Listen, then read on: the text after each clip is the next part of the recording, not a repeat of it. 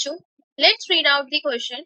Sulfuric acid is generally available in market as 18.0 molar solution.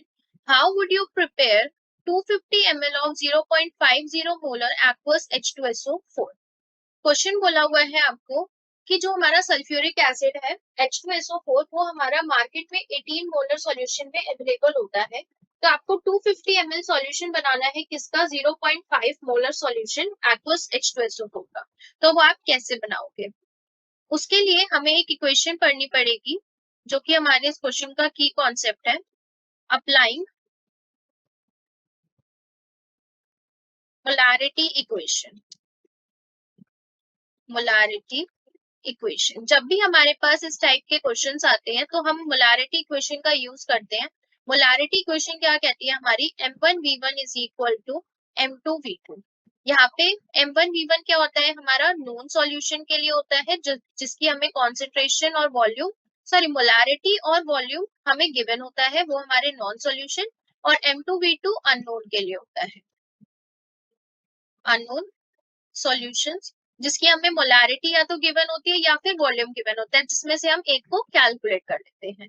तो अब देखिए यहाँ पे हमें गिवन है कि हमें 250 ml सॉल्यूशन बनाना है 0.50 मोलर एक्वस H2SO4 का।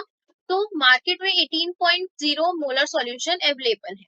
तो इसको हम सॉल्व कैसे करेंगे? इसी क्वेश्चन के थ्रू करेंगे। नॉन सॉल्यूशंस हमारे पास कौन से हैं? 250 ml और 0.50 मोलर। तो M1V1 is equal to M2V2। M1 कितना है हमारा 0.50, वॉल्यूम कितना है 250, M2 कितना है यहाँ पे 18.0 और V2 हमें कैलकुलेट करना है। तो यहाँ से V2 is equal to 0.50 into 250 divided by 18.0।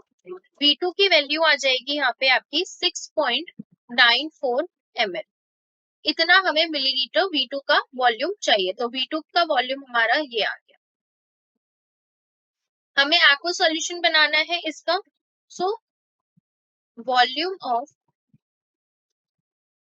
18.0 molar H2SO4 required 6.94 millilitre. तो वॉल्यूम ऑफ वाटर